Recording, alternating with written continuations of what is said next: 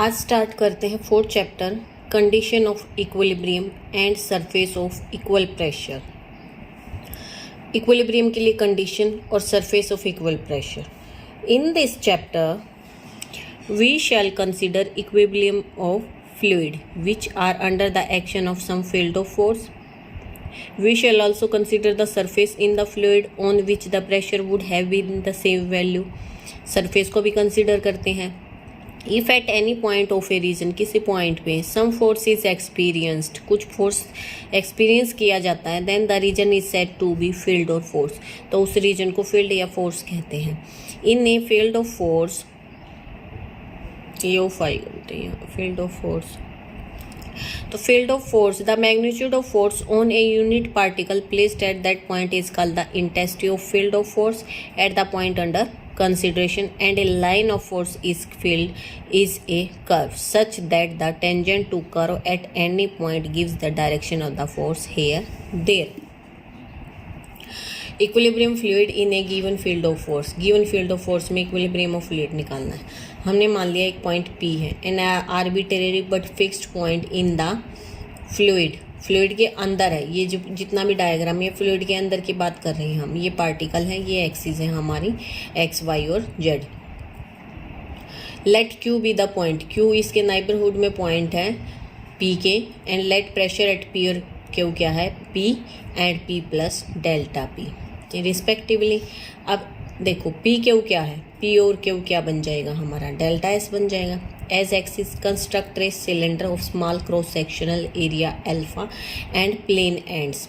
ये हमने पहले भी पढ़ा है, फ्लूइड में पढ़ा था। दो पॉइंट्स है P और Q, इससे हम दोनों को ये हमारी मेजर एक्सिस बना के हम एक सिलेंडर ड्रॉ करते हैं।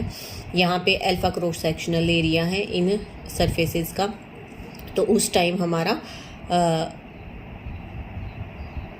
थर्स्ट क्या आ जाएगा, P पॉइंट पे P अल्फा और Q पॉइंट पे P plus delta P alpha आ जाएगा।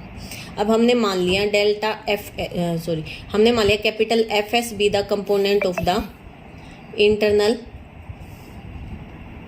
Of the external force per unit mass. हमने मान लिया डेल्टा Fs है ना, जो एक्सटर्नल मास, जो इस पे हमारा एक्सटर्नल फोर्स एक्ट हो रहा था, वो हमारा Fs हमने मान लिया एलोंग PQ। लेट हमने मान लिया average density rho bar be the average density of the fluid in the cylinder. इस सिलेंडर के अंदर जो फ्लूइड है उसकी एवरेज डेंसिटी हमारी rho bar. The fluid in the cylinder is in equilibrium resolving the force along the axis of, ये जैसे हम रिजोल्व करते आए हैं पहले से वैसे ही रिजोल्व करते हैं। पॉइंट P पे फोर्स P अल्फा इक्विलिब्रियम में है, तो इन तीनों का सम 0 के इक्वल। फिर पॉइंट Q पे हमारा फोर्स है माइनस अपोजिट डायरेक्शन में ना, अपोजिट में minus P plus delta P alpha. फिर आता है सरफेस पे, अगर इस डायरेक्शन में लेंगे और इसमें लेंगे तो इक्वल और अपोजिट फोर्स हो जाएंगे। अब सिलेंडर के अंदर हमने मानना था एक्सटर्नल फोर्स, जहाँ पे हम पिछले फर्स्ट चैप्टर की थ्योरम में एक्स को लेके चल रहे थे ना, कैपिटल एक्स। अब हमने Fs मान लिया, Fs रो बार अल्फा, और क्रॉस सेक्शनल एरिया है हमारा किसका, सिलेंडर का, डेल्टा S। ठीक है, इन तीनों का सम हमारा 0 हो गया। इसका मतलब अब यहाँ से क्या कॉमन आ रहा है हमारा, अल्फा तीनों में कॉमन आ रहा है, या फिर Fs rho bar alpha delta S minus P, जो P वाली टर्म्स हैं वो हमारी मल्टीप्लाई करके कैंसिल हो गई, इक्वल टू 0। यहाँ से हम निकाल लेंगे delta P upon delta S, ये क्या गया, रो बार F ऑफ S। अगर हमारा एरिया 0 को अप्रोच करता है तो उस टाइम हमारा ये क्या बन जाएगा, delta curly P upon curly S, that is rho Fs where rho is the density of the fluid. ठीक है, अगर हमारा डेल्टा S 0 को अप्रोच कर रहा है।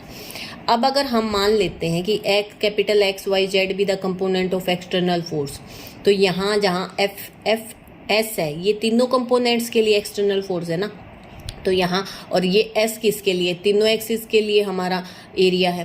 तो ये क्या आ गया हमारा, करली P और अपॉन में curly X component equal to rho X।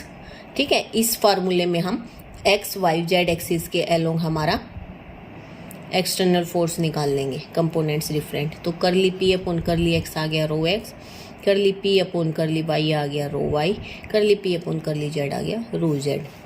अब हमने मान लिया लेट पी क्या है, p x y z be the pressure function at any point with coordinates x y z. ठीक है, पी प्रेशर है पॉइंट पे, उसके कोऑर्डिनेट क्या है एक्स वाई जेड। तो उस टाइम हमने पार्शियल डिफरेंशिएशन आपने लास्ट सेमेस्टर में पढ़ा होगा।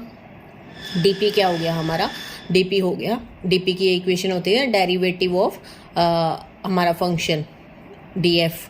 तो यहाँ पे f की जगह हमारा p है, तो डी पी इज करली p अपॉन करली x डी एक्स प्लस करली p अपॉन करली y डी वाई करली p अपॉन करली z डी जेड। और फिर हम तीनों इक्वेशंस इनसे ये वैल्यूज़ निकाल के इसमें पुट कर देते हैं। तो ये हमारा क्या बन गया, D P equal to rho into में capital x D X Y D Y Z D Z. अब इस पे बेस्ड एक एग्जांपल देख, this is the required differential equation to be used for determination of pressure at any point in the fluid. किसी point पे pressure निकालना है तो ये इक्वेशन हम यूज़ करेंगे। A given volume of a heavy fluid is at rest under the action of a force to a fixed point varying as the distance from that point. Find the pressure at point A, B, C. तो हम fixed point को हम origin मान लेते हैं of a set of rectangular coordinate axis. Let the component of given force हमने मान लिया minus mu x minus mu y minus mu z along the axis. Since the fluid is given to be heavy so its weight will act downward, क्योंकि इसने लिख रखा है heavy है तो इसलिए ये डाउनवर्ड डायरेक्शन में एक्ट करेगा, इसीलिए ये सारे कंपोनेंट्स हमारे नेगेटिव आए हैं। तो let f capital x y z be the external force per unit mass of the fluid. तो कैपिटल एक्स हमारा क्या हो जाएगा, minus mu x minus mu y, और जेड देखो जेड अपवर्ड डायरेक्शन में है ना, और ग्रेविटी भी एक्ट कर रही है। तो जब नीचे वाली डायरेक्शन में कर रहे हैं और ग्रेविटी भी एक्ट कर रही है तो यहाँ पे जेड कंपोनेंट का फोर्स क्या हो जाएगा, माइनस म्यू जेड माइनस में जी भी हमारा साथ में आएगा, because minus g has be taken as in the right hand side of value of z because fluid is heavy है और उस पर ग्रेविटी भी हमारी एक्ट कर रही है। द इक्वेशन ऑफ प्रेशर हमारी क्या है, ये अभी जो हमने निकाल ली थी इक्वेशन ऑफ प्रेशर, इसमें हम एक्स वाई जेड की वैल्यू यहाँ से पुट कर देते हैं।